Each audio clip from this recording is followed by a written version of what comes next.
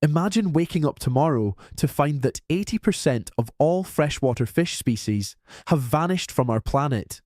Sounds like science fiction. Well, we're already a third of the way there. In the past 50 years, freshwater fish populations have declined by 76% globally. That's 3 times faster than forest loss and twice as fast as ocean fish decline. What's happening beneath the surface of our rivers and lakes is an ecological catastrophe that's unfolding right before our eyes. Freshwater ecosystems cover less than 1% of Earth's surface, yet they support nearly 40% of all fish species and provide water for billions of people. These aquatic highways have sustained human civilization for millennia, but we're systematically destroying them at an unprecedented rate. The statistics are staggering. Every single day, we lose freshwater fish species that have evolved over millions of years.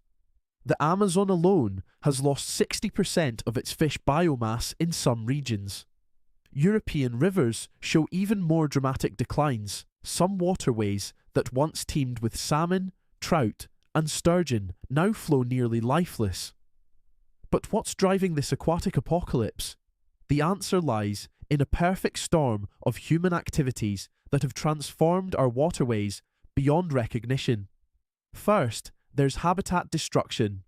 We've dammed, diverted, and channelized rivers to serve our needs, fragmenting aquatic ecosystems into isolated pockets. Over 60,000 large dams worldwide block fish migration routes, preventing species from reaching spawning grounds they've used for generations. When salmon can't swim upstream, or eels can't return to the sea, entire life cycles collapse. Pollution delivers the second devastating blow. Agricultural runoff creates massive dead zones where nothing can survive. Industrial chemicals, microplastics, and pharmaceutical residues turn waterways toxic. In China's Yangtze River, pollution contributed to the functional extinction of the Chinese paddlefish, a species that survived the dinosaurs but couldn't survive modern human activity. Climate change accelerates the crisis through rising temperatures and altered precipitation patterns. Many freshwater fish are incredibly temperature sensitive. Even a few degrees of warming can disrupt breeding cycles, reduce oxygen levels, and favor invasive species over native ones. Droughts shrink habitats, while floods wash away spawning grounds. Overfishing compounds these problems.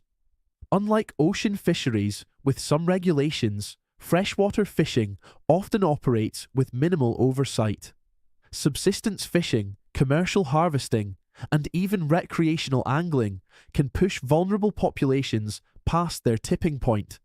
Invasive species deliver the final blow. When non-native fish are introduced to new waterways, whether accidentally or intentionally, they often outcompete, prey on, or hybridize with native species. Asian carp in North American rivers and Nile perch in Lake Victoria demonstrate how invasive species can restructure entire ecosystems. The consequences extend far beyond fish themselves. Freshwater ecosystems provide clean water, flood control, and food security for over 2 billion people. Indigenous communities that have depended on river fish for protein and cultural practices face food insecurity and cultural erosion. Entire regional economies built around fishing and tourism collapse when fish populations disappear. But there's hope. Around the world, innovative solutions are proving that we can reverse freshwater fish decline. Dam removal projects are reconnecting fragmented river systems. In the United States, removing obsolete dams has restored salmon runs and revitalized entire watersheds.